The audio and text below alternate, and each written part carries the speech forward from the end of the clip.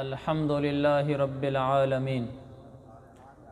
والعاقبة للمتقين والصلاة والسلام على رسوله الكريم أما بعد فأعوذ بالله من الشيطان الرجيم بسم الله الرحمن الرحيم يا أيها الذين آمنوا اتقوا الله وكونوا مع الصادقين صدق الله العظيم وقال رسول الله صلى الله عليه وسلم إنما تنكح المرأة لأربع لمالها ولجمالها ولحسبها ولدينها فاظفر بذات الدين تربت يداك أو كما قال النبي صلى الله عليه وسلم رواه البخاري في الصحيح. وقال رسول الله صلى الله عليه وسلم في حديث آخر يا معشر الشباب من استطاع منكم أن يتزوج فليتزوج فإنه أغض للبصر وأحصن للفرج ومن لم يستطع منكم فعليه بالصوم فإنه له وجاء أو كما قال النبي صلی اللہ علیہ وسلم فی حدیث صحیح. میرے محترم بھائیوں، بزرگوں اور دوستوں، مختصر سی گفتگو کرنی ہے میں نے. ہمارے جتنے یہ دینی پروگرام ہوتے ہیں ان سے مقصود تعلیم بالغان ہے. یہ جملہ میں نے چند دن پہلے پڑھا، میری زندگی میں ایک الجھا ہوا مضمون وہ دو لفظوں میں سلجھ گیا. الجھا ہوا کیا مضمون تھا کہ یہ جو ہمارے پروگرام ہوتے ہیں، جلسے ہوتے ہیں، اس میں بیانات، نعتیں، تلاوت، سب کچھ، آخر یہ کیوں ہوتے ہیں؟ ایک تو لاشعور میں ہلکا سا جواب تو ہے ہی کہ ثواب کے لیے ہوتے ہیں اور دینی پروگرام ہے، آخرت بنتی ہے. لیکن ایک کوئی اسے کہتے ہیں نا ٹیپیکل جواب، کوئی بالکل باہدف دو لفظی جواب، کہ جو ایسا جواب ہو کہ جس پر سارے جواب اکٹھے ہوتے چلے جائیں کہ اصل مرکزی جواب یہ ہے. وہ ایک چند دن پہلے میں ایک بہت بڑے عالم ہیں ہمارے علاقے کے، مولانا زبیر احمد فاروقی صاحب، آپ بھی جانتے ہوں گے، پاکستان کے مشہور عالم ہیں. تو میں ان کا مضمون پڑھ رہا تھا، اس پہ انہوں نے جو ایک بات لکھی تو وہ بس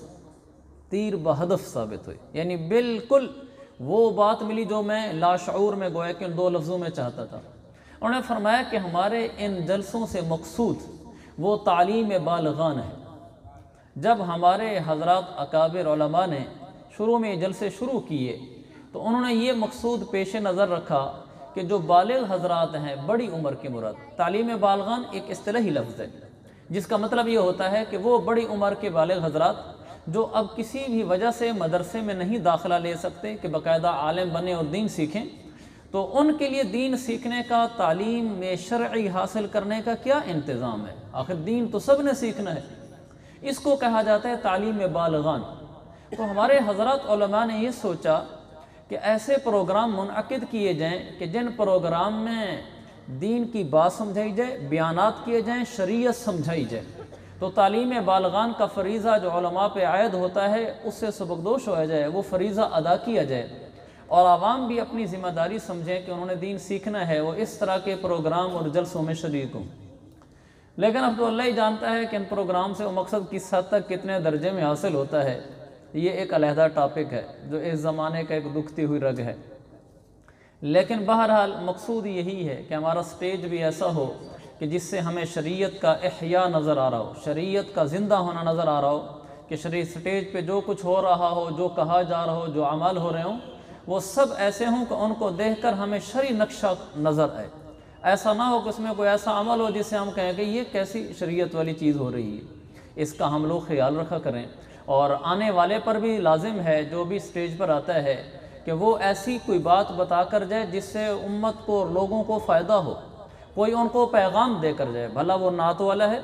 وہ نظم اور حمد والا ہے، بھلا وہ بیان کرنے والا ہے، وہ بیٹھے ہوئے مجمع کو ایک پیغام دے کر جائے کہ میں نے آج کی اس نظم اور نعت سے ان کے دلوں میں عشق رسول بھرا ہے،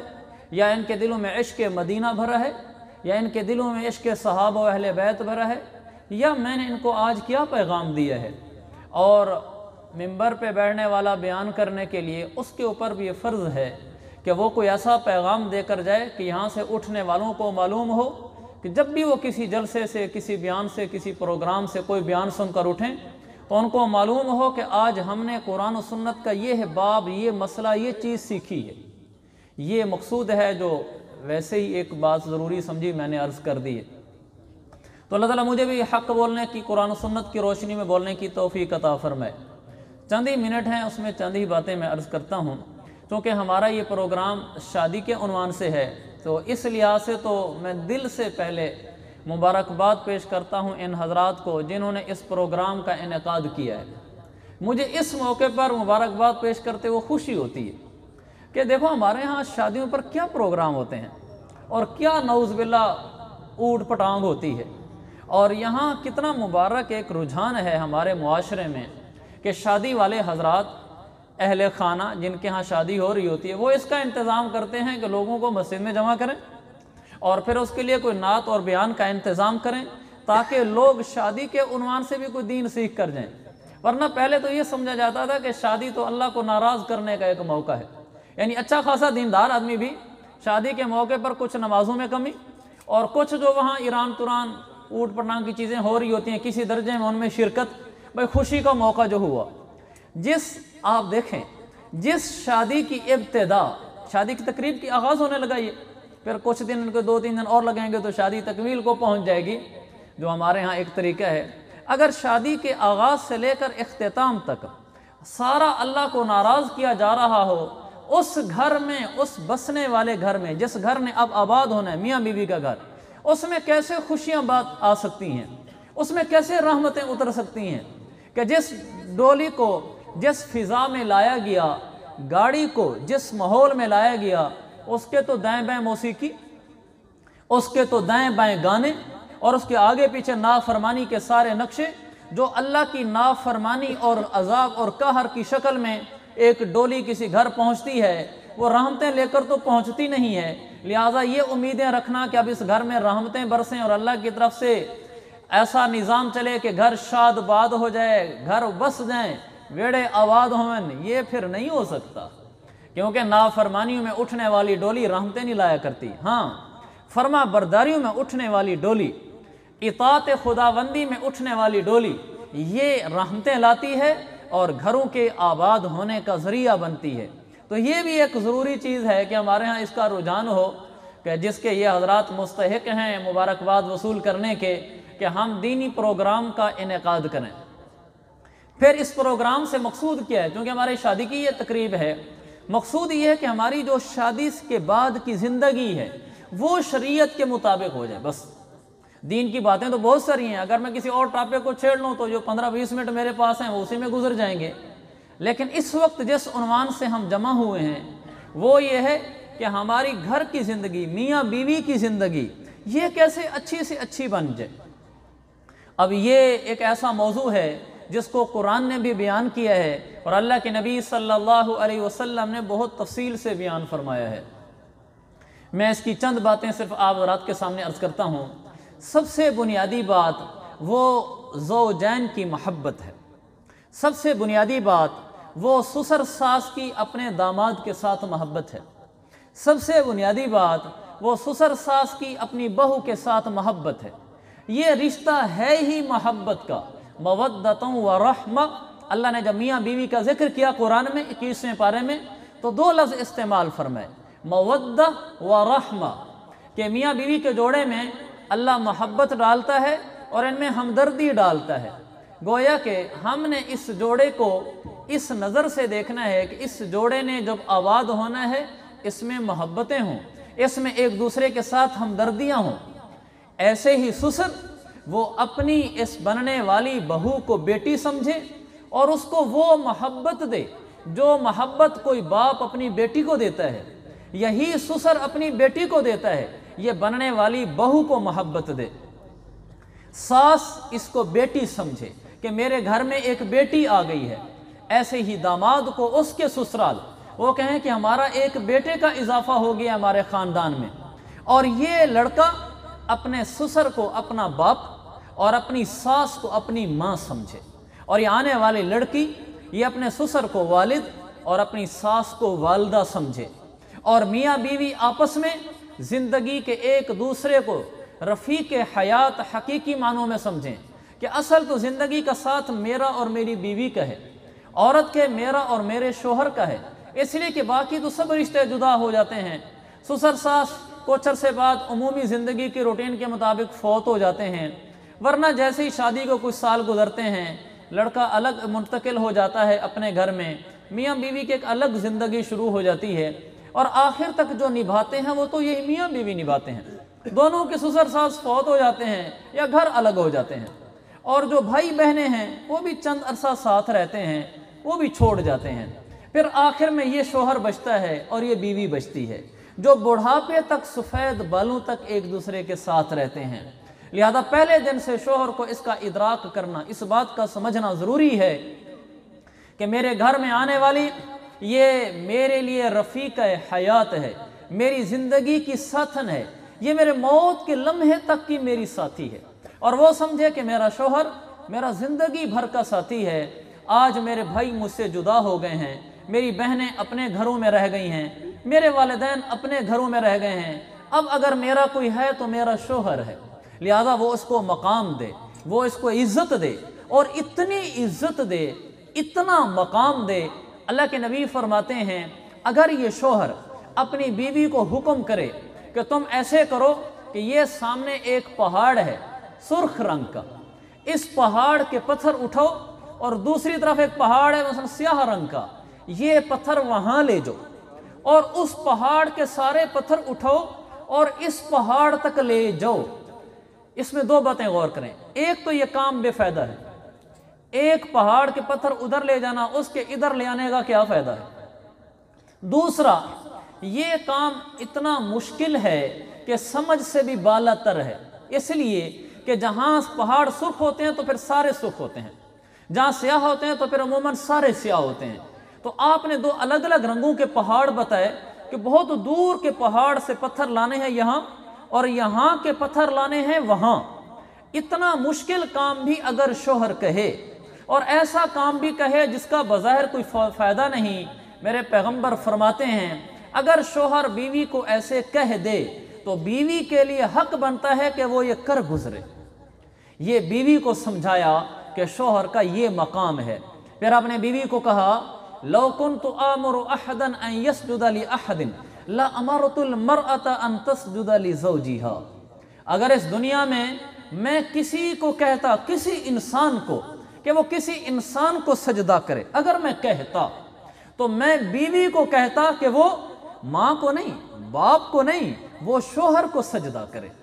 یہ بتایا آنے والی عورت کو کہ تیرا سب کچھ اب شوہر ہے،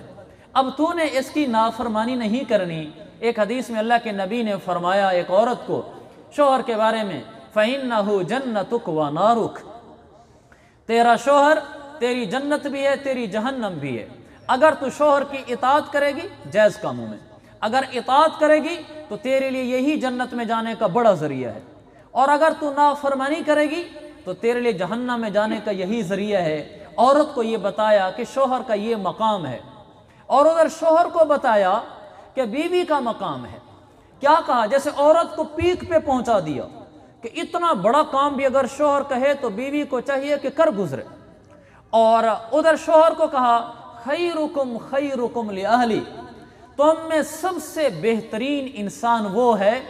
سب سے بہترین جو اپنی بیوی کے ساتھ بہترین ہو، اپنی بیوی کے ساتھ۔ پھر آپ نے فرمایا وَأَنَا خَيْرُكُمْ لِأَهْلِي، لوگوں میں تم میں سے سب سے زیادہ اپنی بیوی کے ساتھ اچھا پیش آنے والا ہوں۔ اپنے بارے میں پھر یہ بتایا، اور اتنا کر کے دکھلایا،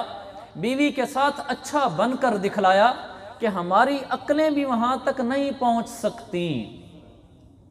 اللہ کے نبی صلی اللہ علیہ وسلم آپ رات کو اٹھے اور باہر تشریف لے گئے، دیر سے آئے، حضرت میمونہ کی باری تھی اس رات، آپ کی کئی بیویاں تھیں، آپ واپس آئے، دروازہ کھٹکھٹایا۔ میں آپ کو یہ بتا رہا ہوں کہ اللہ کے نبی نے شوہر کو بھی چوٹی پہ پہنچایا کہ سب سے بہترین بننا ہے تو بیوی کے ساتھ بہترین ہوگا تو بہترین ہوگا اللہ کی نظر میں، ورنہ نہیں۔ اور پھر عمل سے بھی بتایا کہ اللہ کے نبی اٹھے، رات کو باہر قضاء حاجت کے لیے گئے، واپس آئے تو بیوی نے اندر سے دروازہ بند کر دیا، اور دروازہ نہیں کھولا، اللہ کے نبی نے دروازہ بجایا تو دروازہ نہیں کھولا، تو حضور صلی اللہ علیہ وسلم نے دروازہ بجایا اور آگے دروازہ کھول نہیں رہا، وہ یہ سمجھ رہی ہیں کسی اور بیوی کے پاس چلے گئے تھے۔ اللہ کے نبی تو ایسا نہیں کر سکتے تھے، لیکن حضور صلی اللہ علیہ وسلم کی بیک وقت دو نسبتیں تھیں بیوی کے ساتھ، ایک تو وہ بیوی کے شوہر تھے اور ایک نبی تھے، یہ دو الگ الگ تھیں۔ شوہر ہونے کے لحاظ سے کچھ اور تقاضے ہیں، نبی ہونے کے لحاظ سے کچھ اور تقاضے ہیں۔ مثلا جو نبی ہے اس کے ساتھ حکم یہ ہے کہ آپ اس کے ساتھ ادب احترام سے پیش آئیں، اور میاں بیوی کا جو آپس کا تقاضا ہے اس میں ہنسی مذاق گپ شپ دل لگی جو کہ عام لوگوں کے ساتھ نبی نہیں کرے گا، تو دو الگ الگ پہلو ہوتے ہیں۔ حضرت میمونہ کے ذہن میں وہ شوہر والا پہلو آ گیا، تو انہوں نے کہا میرے شوہر تھے کہیں اور چلے گئے دوسری بیوی کے پاس، تو آپ نے فرمایا میمونہ انا رسول اللہ، میں اللہ کا رسول بھی ہوں۔ تو ایک دم ان کو خیال آیا کہ میرا تو ذہنی اس طرف نہیں گیا، تو انہوں نے ٹھک سے دروازہ کھولا، اللہ کے نبی اندر تشریف لے گئے، فرمایا میمونہ مجھے پیشاب آیا ہوا تھا اس لیے باہر گیا تھا، اور آپ مسکرا کر گئے اور جا کر بستر پہ لیٹ گئے، اور اپنی اس بیوی کو جس نے دروازہ نہیں کھولا گھر میں آنے کے لیے ایک لفظ بھی نہیں کہا۔ یہ ہمیں پیغام دیا کہ بیوی کے ساتھ اس حد تک اچھے ہو جاؤ،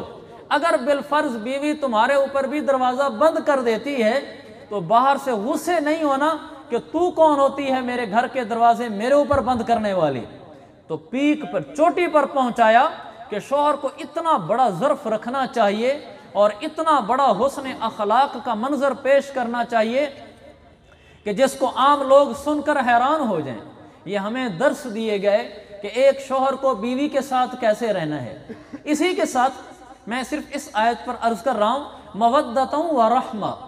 کہ شوہر اور بیوی آپس میں محبت کریں، محبت اس درجے کی ہو کہ شوہر جتنا بڑا کام بھی کہے بیوی کہے کر گزروں گی مجھے تم سے محبت ہے، اور شوہر بیوی کو کہے کہ تم سے مجھے جتنی بھی ناگواری دیکھنے کو آئے گی جب محبت ہوئی تو میں اس ساری باتوں کو سہ جاؤں گا، یہ نہیں ہے کہ میں تمہیں بھلا دوں گا۔ تو بیوی کی باتوں پر ناگواری بھی آتی ہے، سہ لینا چاہیے،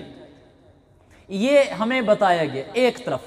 اور بھی یہ موضوع لمبا ہے لیکن مرکزی یہی ہے کہ میاں بیوی ایک دوسرے کے ساتھ ناگواریوں کو برداشت کریں، بیوی شوہر کی طرف سے آنے والی برداشت کرے، شوہر بیوی کی طرف سے آنے والی برداشت کرے۔ پچھلے میں نے اپنے بیان میں یہاں کہا تھا ان کریہ منہا خلقا رضی منہا آخرا،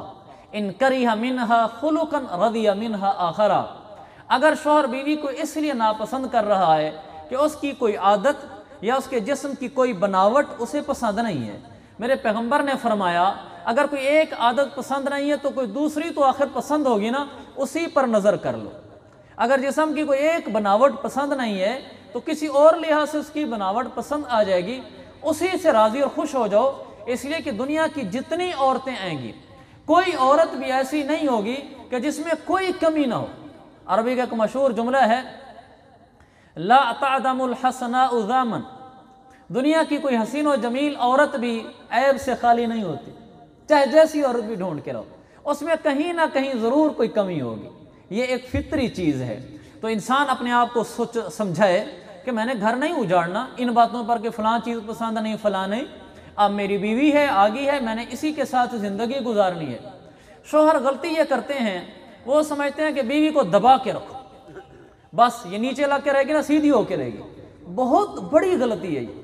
بہت بڑی غلطی ہے یہ، بہت بڑی غلطی ہے یہ۔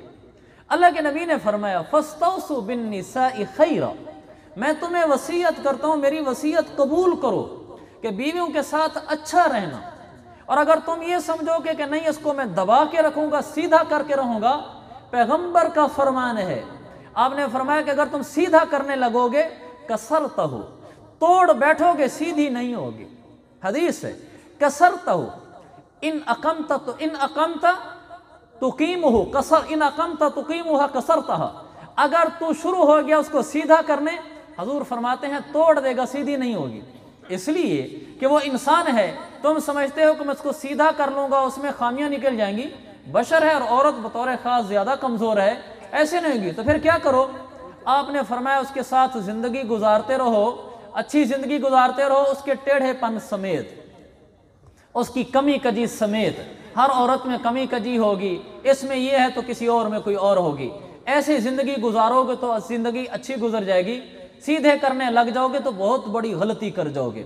عورت کو سیدھا کرنے کا راستہ پیار ہے، محبت ہے، حسن اخلاق ہے، اس کی لغزشوں کو درگزر کرنا ہے، اس کی کمیوں پر پردہ ڈالنا ہے، اس کی کڑوی کسیلی باتوں کو سہ جانا ہے۔ پیار محبت میں آپ اس کو رام کر سکتے ہیں، مطیع کر سکتے ہیں، ڈنڈے کے زور پہ آپ نہیں کر سکتے۔ اگر آپ نے کر لیا ڈنڈے کے زور پہ تو پھر حضور کی حدیث جھوٹی ہو جائے گی، اور وہ جھوٹی نہیں ہو سکتی۔ لہذا عورت آپ کے ماتحت آئے گی آپ کو آپ کی طرف سے محبت کے ملنے سے۔ یہ ایک ٹاپک تھا جو میں عرض کر رہا تھا، محبت ہو۔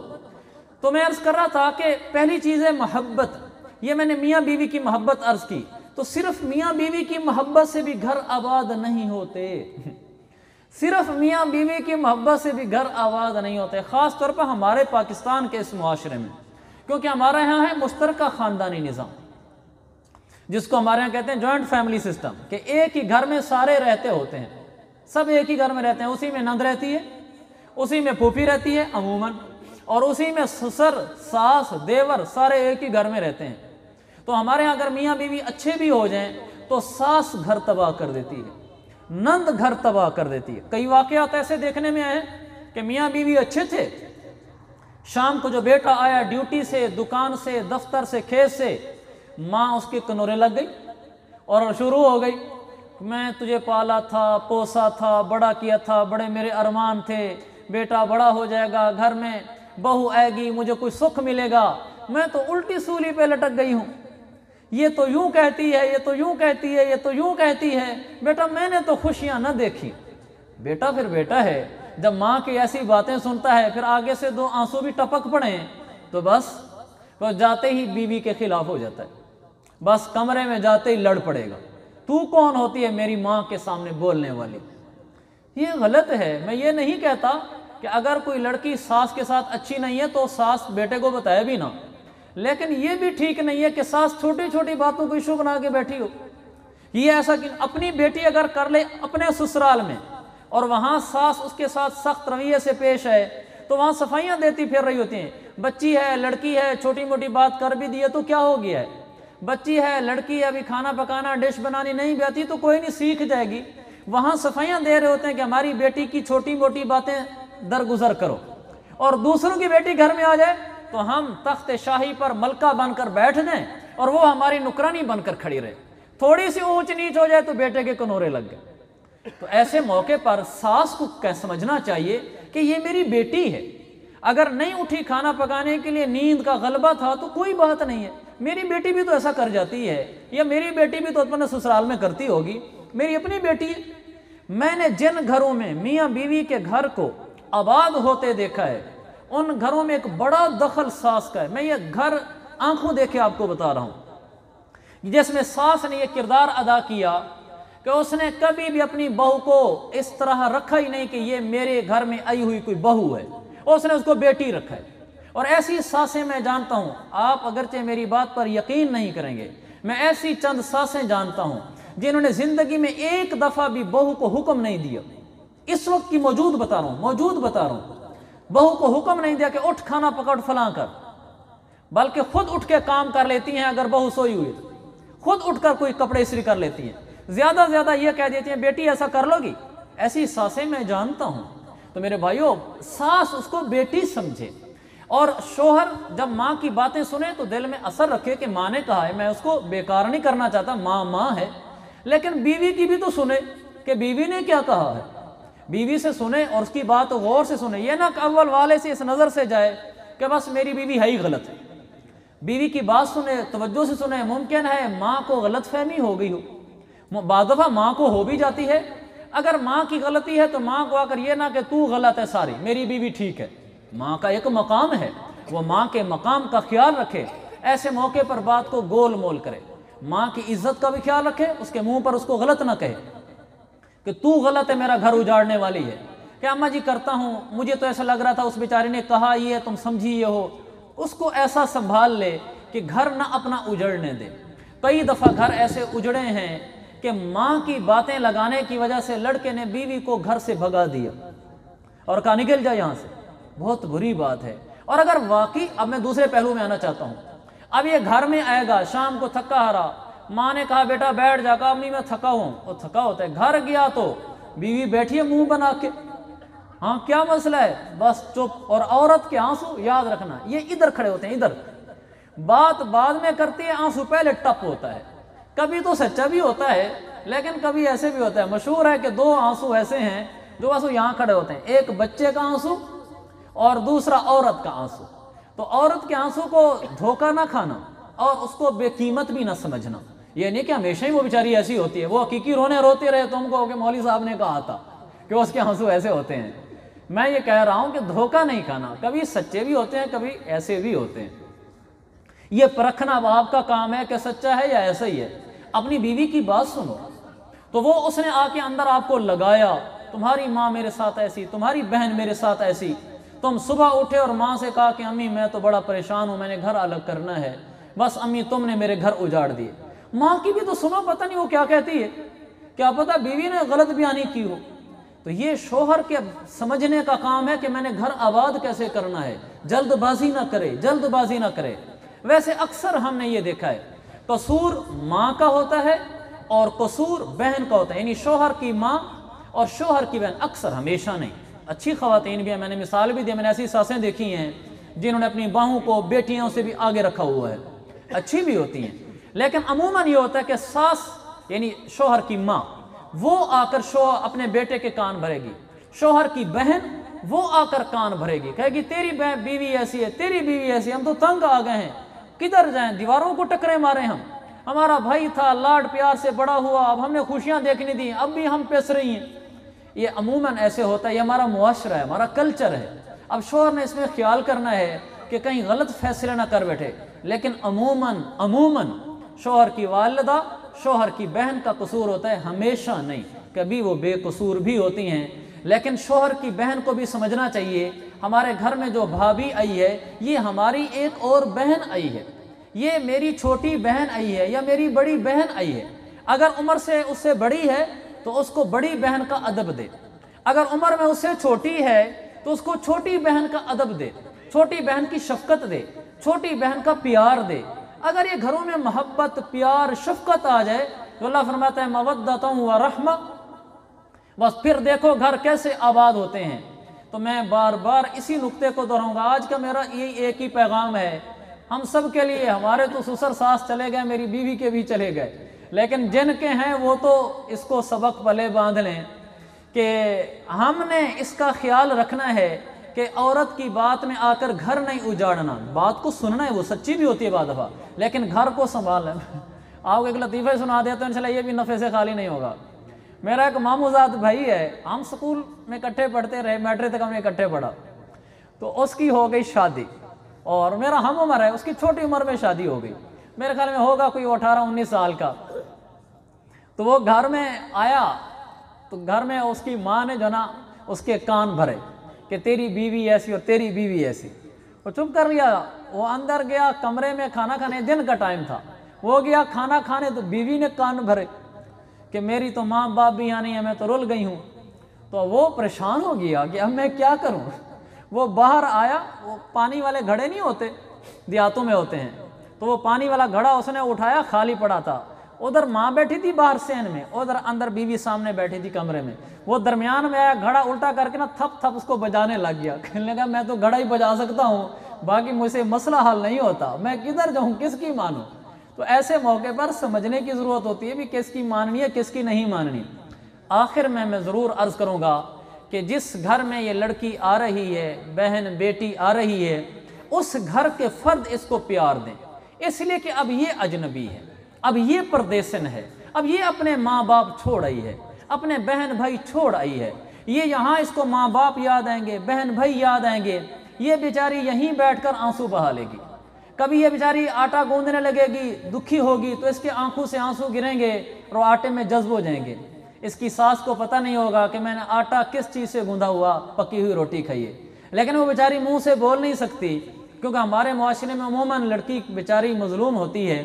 وہ کبھی ساس کی سنتی ہے، کبھی نند کی سنتی ہے، کبھی سسر کی سنتی ہے، کبھی دیور جیٹھ کی سنتی ہے، اوپر سے پھر شوہر کھڑا ہوتا ہے ڈنڈا لے کر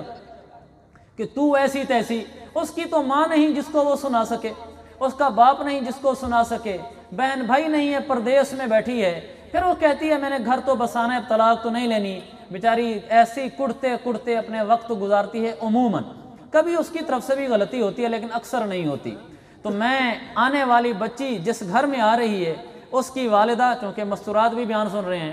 اس کی والدہ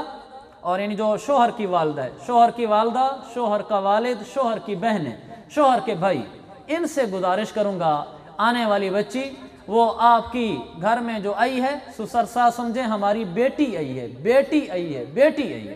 اور جو دیور ہے، جیٹھ ہے، وہ سمجھے کہ ہماری بھابھی اور ہماری عزت ہے، اور نندیں سمجھیں، پھوپھیاں جو ہیں اگر کوئی تو وہ ساری سمجھیں کہ یہ ہماری بہن ہے، اس کو پیار دیں اور اس کی غلطیوں پر مٹی ڈالیں، انشاءاللہ گھر بس جائے گا۔ امی عائشہ رضی اللہ عنہا کی شادی ہو کر آئی، ان کو روٹی پکانا نہیں آتی تھی، وہ آٹا گوندھ کر انصار کے گھروں میں دے دیتی تھی، وہ روٹی پکاتی تھیں۔ میرے پیغمبر نے تو کبھی تانا نہیں دیا کہ تجھے تو روٹی پکانی بھی نہیں آتی۔ اگر اس میں کوئی کمی کوتاہی ہے بھی صحیح، ساس بیٹی بن کر سمجھائے، تانا دے کر نہ سمجھائے، تانا سخت چبھتا بول کر نہ سمجھائے، الگ سے بلایا کہ میری پیاری بیٹی یہ اس کو ایسے کر لو نا تو ایسے ہو جاتا ہے، تو وہ محبت ملے گی تو وہ آپ کے پاؤں میں گرے گی۔ آپ چبھتے جملے بولیں گے تو سیکھ کے کیا آئی ہے، تجھے آتا کیا ہے، تو زبان کی تیز ہے، تو وہ کہاں آپ کی محبت کرے گی، کہاں آپ کی عزت کرے گی، کہاں آپ کی اطاعت کرے گی۔ تو میں آخر میں یہی دو لفظوں میں عرض کرنا چاہوں گا کہ جو بچی جب کسی کے گھر میں آ جاتی ہے، اس گھر کے افراد سارے اس کو محبت دیں، پیار دیں، وہ خود بخود محبت کے ہاتھوں گرفتار ہو کر تمہاری فرما بردار ہو جائے گی۔ اللہ تعالی ہمیں قرآن و حدیث کی تعلیمات پر عمل کی توفیق عطا فرمائے۔ وآخر دعوانا ان الحمد للہ رب العالمین۔